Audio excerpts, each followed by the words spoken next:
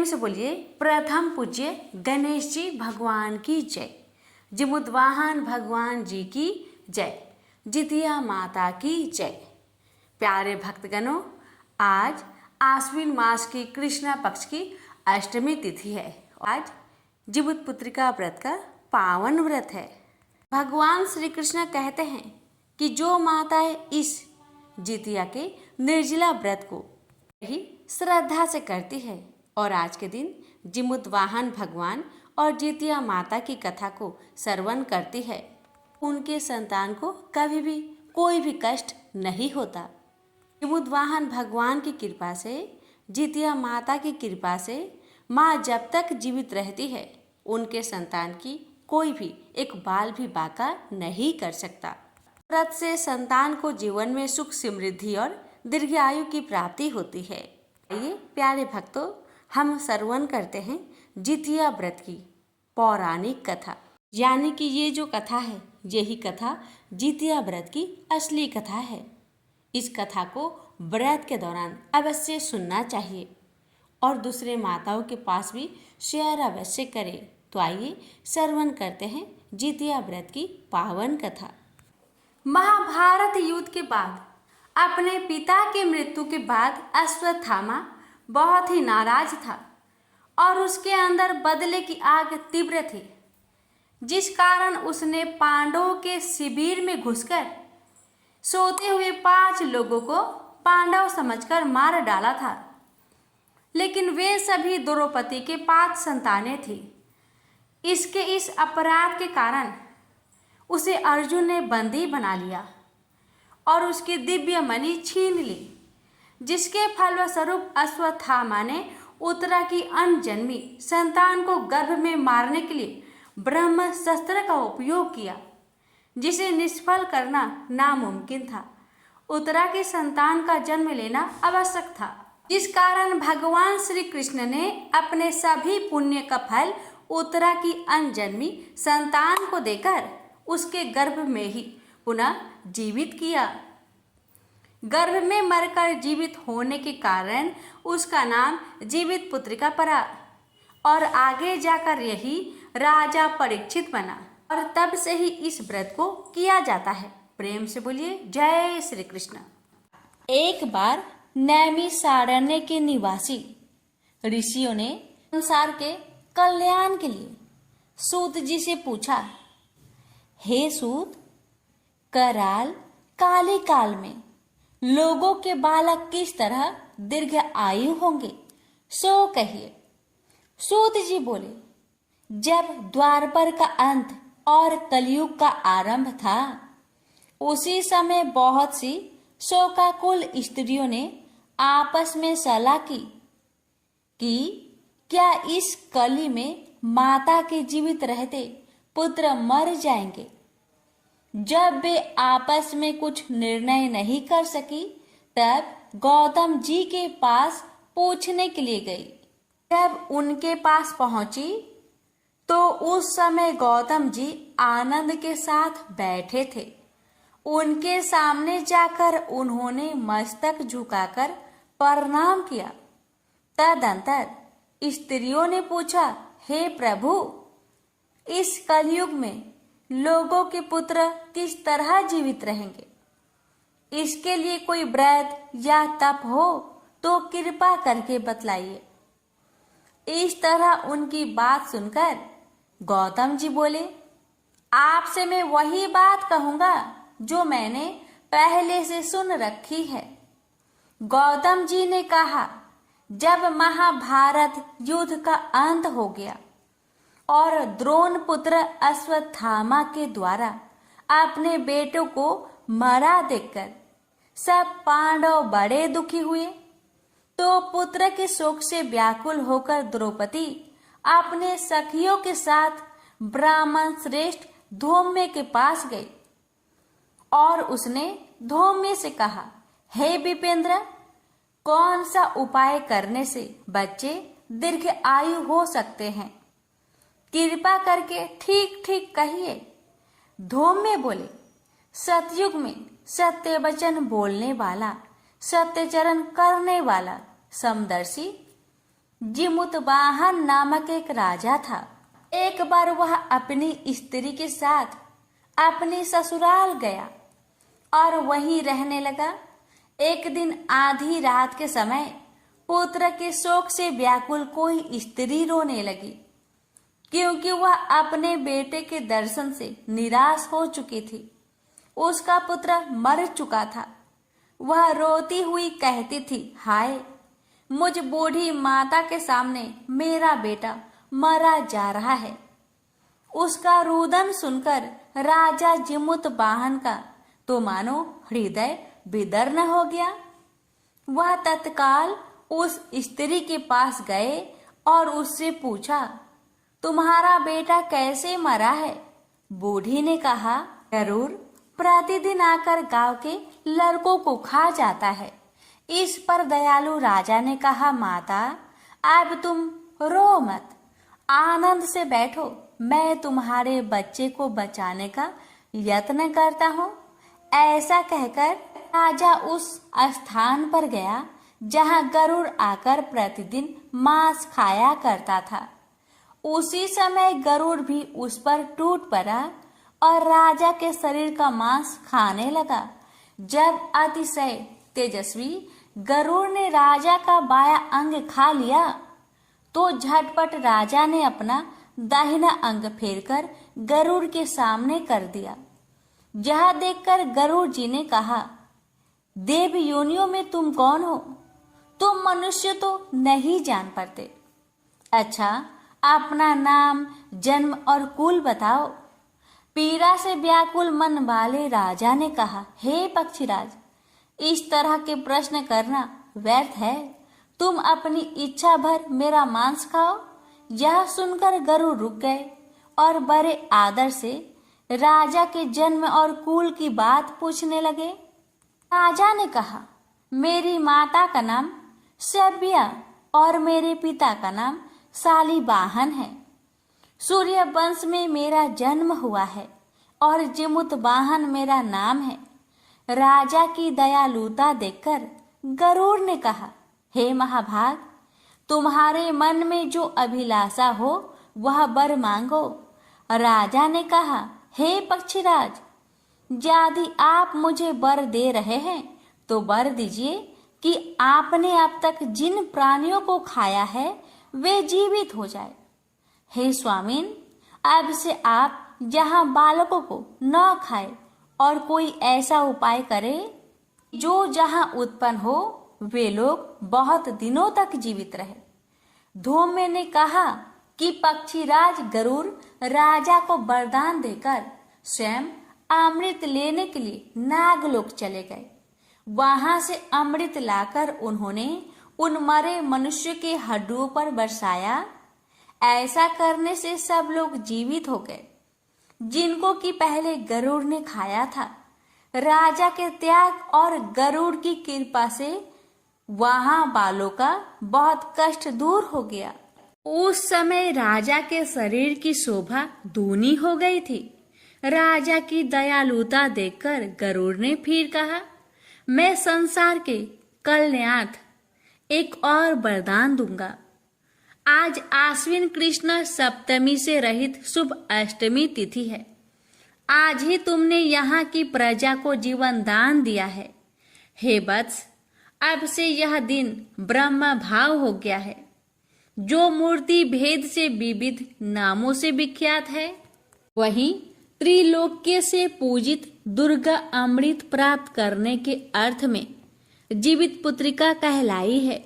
सो इस तिथि को जो स्त्रियां उस जीवित पुत्रिका की और कुश की आकृति बनाकर तुम्हारी पूजा करेगी तो दिनों दिन उनका सौभाग्य बढ़ेगा और वंश की भी बढ़ती होती रहेगी। हे महाभाग, इस विषय में विचार करने की भी आवश्यकता नहीं है।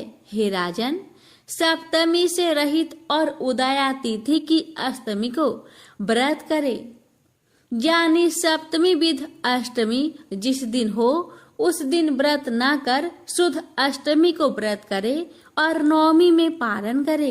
यदि इस पर ध्यान न दिया गया तो फल नष्ट ही हो जाएगा और सौभाग्य तो अवश्य नष्ट हो ही जाएगा। जिमुतवाहन को इस तरह का वरदान देकर और बैकुंठ धाम को चले गए और राजा भी अपनी पत्नी के साथ अपने नगर को वापस चले गए। धौम्य द्रौपदी से कहते हैं, हे देवी, मैंने यह अतिशय दुर्लभ व्रत तुमको बताया है।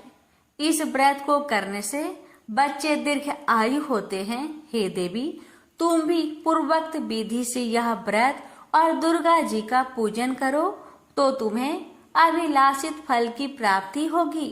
निराज धौम्य की बात सुनकर द्रौपदी के हृदय में एक प्रकार का कौतूहल उत्पन्न हुआ और पूर्ववासिनी स्त्रियों को बुलाकर उनके साथ यह उत्तम व्रत किया।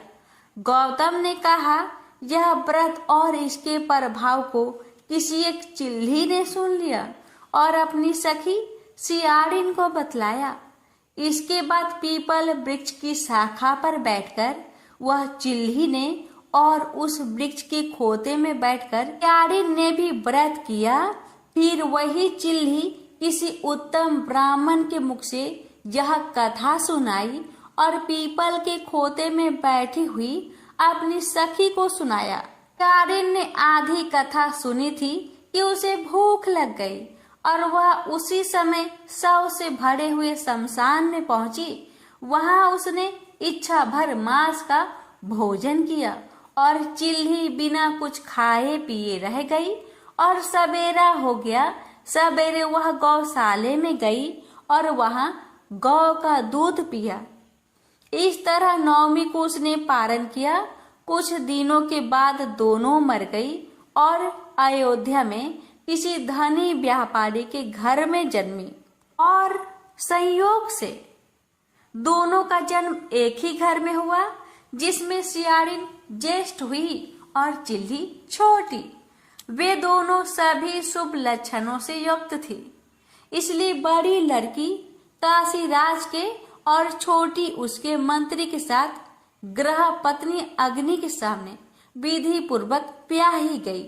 पूर्व जन्म के कर्म फल से वह मृग नयनी रानी हुई। जिस किसी भी संतान को उत्पन्न करती वह मर जाती थी और पूर्व जन्म की बातों को स्मरण करने वाली मंत्री की पत्नी ने अष्ट वसुओं के सदृश तेजस्वी 8 बेटे उत्पन्न किए और सभी जीवित रह गए। अपनी बहन के पुत्रों को जीवित देखकर ईर्ष्यावश राजपत्नी ने अपने स्वामी से कहा कि यदि तुम मुझे जीवित रखना चाहते हो तो इस मंत्री के भी पुत्र को उसी जगह भेज दो जहां मेरे बेटे गए हैं, अर्थात इन्हें मार डालो। यह सुनकर राजा ने उस मंत्री के पुत्र को मारने के लिए कई प्रकार के उद्योग किए, पर मंत्री पत्नी ने जीवित पुत्रिका के पुण्य बल से बचा लिया। एक दिन राजा ने अपने आदमियों से उन पुत्रों का सिर कटवाकर पिटारी में रखवाया और वह पिटारी उनकी माता यानी कि मंत्री की पत्नी के पास भेज दिया, किंतु वे 8 सिर बेशकीमती ज्वारत हो गए और भले चंगे वे 8 लड़के अपनी माता के पास वापस चले गए। उनको जीवित देखकर राजपत्नी को बड़ा विस्मय हुआ। अंत में वह मंत्री की पत्नी के पास आई और उसने पूछा, बहन, तुमने कौन सा ऐसा पुण्य किया है जिससे बार बार मारे जाने पर भी तुम्हारे बेटे नहीं मरते? इस पर मंत्री की पत्नी ने कहा, पूर्व जन्म में मैं चिल्ली थी और तुम सियारिन, दोनों ने व्रत किया था। तुमने व्रत के नियमों का भली भांति पालन नहीं किया था और मैंने किया था। इसी दोष से हे बहन, तुम्हारे बेटे नहीं जीते। ओ राजरानी, अब भी तुम उस जीवित पुत्रिका व्रत को करो तो तुम्हारे बेटे दीर्घायु होंगे। मैं तुमसे सच सच कह रही हूँ।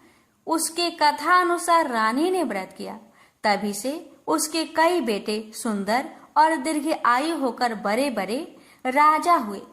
सूत जी कहते हैं कि सब प्रकार का आनंद देने वाला मैंने यह दिव्य व्रत बतलाया। स्त्रियां चिरंजीवी संतान चाहती हो तो विधि पूर्वक यह व्रत करे। प्रेम से बोलिए जिमुतवाहन भगवान की जय। भक्तों, अब सुनिए सभी व्रत में सुनी जाने वाली गणेश भगवान जी की कथा और लापसी तापसी की कथा।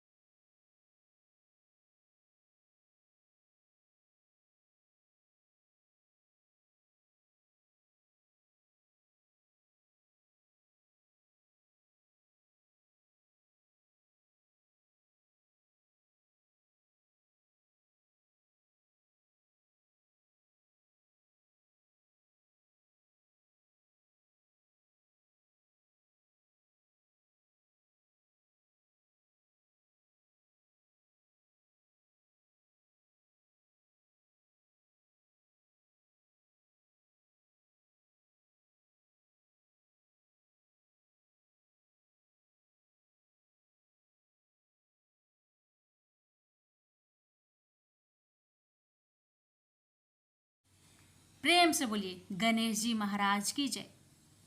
एक समय की बात है, एक भाई बहन रहते थे। बहन का नियम था कि वह अपने भाई का चेहरा देखे ही खाना खाती थी। हर रोज वह सुबह उठती थी और जल्दी जल्दी सारा काम करके अपने भाई का मुंह देखने के लिए उसके घर जाती थी। एक दिन रास्ते में एक पीपल के नीचे गणेश जी की मूर्ति रखी थी।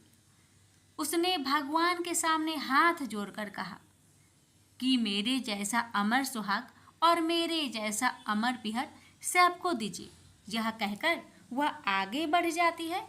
जंगल के झाड़ियों के कांटे उसके पैरों में चुभा करते जाते थे। एक दिन भाई के घर बहन पहुंची और भाई का मुख देखकर बैठ गई तो भाभी ने पूछा, पैरों में क्या हो गया है?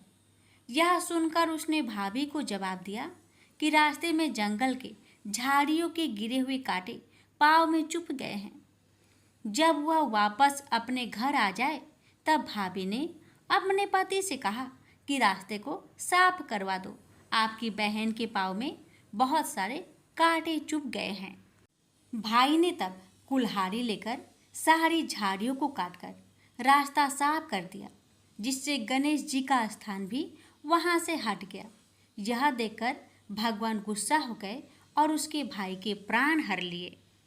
लोग अंतिम संस्कार के लिए जब भाई को ले जा रहे थे तब उसकी भाभी रोते हुए लोगों से कही, थोड़ी देर रुक जाओ, उसकी बहन आने वाली है, वह अपने भाई का मुख देखे बिना नहीं रह सकती, उसका यह नियम है। तब लोगों ने कहा, आज तो देख लेगी पर कल कैसे देखेगी? रोज दिन की तरह बहन अपने भाई का मुंह देखने के लिए जंगल में निकली। तब जंगल में उसने देखा कि सारा रास्ता साफ किया हुआ है। जब वह आगे बढ़ी तो उसने देखा कि सिद्धि विनायक को भी वहां से हटा दिया गया है। तब उसने जाने से पहले गणेश जी को एक अच्छे स्थान पर रखकर उन्हें स्थान दिया और हाथ जोड़कर बोली, भगवान मेरे जैसा अमर सुहाग और मेरे जैसा अमर पिहर सबको देना। और फिर बोलकर आगे निकल गई। भगवान तब सोचने लगे, अगर इसकी नहीं सुनी तो हमें कौन मानेगा, हमें कौन पूजेगा। तब सिद्धि विनायक ने उसे आवाज़ दी, बेटी इस खेजड़ी की 7 पत्तियां लेकर जा और उसे कच्चे दूध में घोलकर भाई के ऊपर छींटा मार देना, वह उठकर बैठ जाएगा। यह सुनकर जब पीछे मुड़ी तो वहाँ कोई नहीं था। फिर वह यह सोचने लगी कि ठीक है, जैसा सुना वैसा कर लेती हूँ। फिर वह 7 खेजड़ी की पत्तियां लेकर अपने भाई के घर पहुँची। उसने देखा वहाँ कई लोग बैठे हुए हैं, भाभी बैठी रो रही है और भाई की लाश रखी है। तब उसने उस 7 पत्तियों को बताए हुए नियम के तहत भाई के ऊपर इस्तेमाल किया। तब भाई उठकर बैठ गया। भाई बोला बहन से, बोला मुझे बहुत ही गहरी नींद आ गई थी। तब बहन बोली यह नींद किसी दुश्मन को भी ना आए, और उसने सारी बात अपने भाई को बता दी। तो मान्यता के अनुसार ये है गणेश जी की चमत्कारी कथा। प्रेम से बोलिए गणेश भगवान जी की जय हो। लापसी तपसी की कथा। एक लापसी था, एक तपसी था। तपसी हमेशा भगवान की तपस्या में लीन रहता था। लापसी रोजाना 1.25 सेर की लापसी बनाकर भगवान का भोग लगाकर जीम लेता था। एक दिन दोनों लड़ने लगे। लापसी बोला मैं रोज भगवान की तपस्या करता हूँ, इसलिए मैं बड़ा हूँ। लापसी बोला कि मैं रोज भगवान को 1.25 सेर लापसी का भोग लगाता हूँ, इसलिए मैं बड़ा हूँ। नारद जी वहाँ से गुजर रहे थे। दोनों को लड़ता देखकर उनसे पूछा कि क्यों तुम लड़ रहे हो। लापसी ने खुद को बड़ा होने का कारण बताया और तपसी ने अपना कारण बताया। नारद जी बोले तुम्हारा फैसला मैं कर दूंगा। दूसरे दिन लापसी और तपसी नहाकर अपनी रोज की भक्ति करने आए तो नारद जी ने छुपकर 1.25 करोड़ की एक अंगूठी उन दोनों के आगे रख दी। तपसी की नजर जब अंगूठी पर पड़ी तो उसने चुपचाप अंगूठी उठाकर अपने नीचे दबा ली। लापसी की नजर अंगूठी पर पड़ी लेकिन उसने ध्यान नहीं दिया। भगवान को भोग लगाकर लापसी खाने लगा। नारद जी सामने आए तो दोनों ने पूछा कि कौन बड़ा। तो नारद जी ने तपसी को खड़ा होने को कहा। वो खड़ा हुआ तो उसके नीचे दबी अंगूठी दिखाई पड़ी। नारद जी ने तपसी से कहा तपस्या करने के बाद भी तुम्हारी चोरी करने की आदत नहीं गई, इसलिए लापसी बड़ा है और तुम्हें तुम्हारी तपस्या का कोई भी फल नहीं मिलेगा। तपसी शर्मिंदा होकर माफी मांगने लगा। उसने नारद जी से पूछा मुझे मेरी तपस्या का फल कैसे मिलेगा। नारद जी ने कहा यदि कोई गाय और कुत्ते की रोटी नहीं बनाएगा तो फल तुझे मिलेगा। यदि कोई ब्राह्मण को भोजन करवाकर दक्षिणा नहीं देगा तो फल तुझे मिलेगा। यदि कोई साड़ी के साथ ब्लाउज नहीं देगा तो फल तुझे मिलेगा। यदि कोई दिए से दिया जलाएगा तो फल तुझे मिलेगा। यदि कोई सारी कहानी सुने लेकिन तुम्हारी कहानी नहीं सुने तो फल तुझे मिलेगा। उसी दिन से हर व्रत कथा कहानी के साथ लापसी तपसी की कहानी भी सुनी और कही जाती है। प्रेम से बोलिए लक्ष्मी नारायण की जय।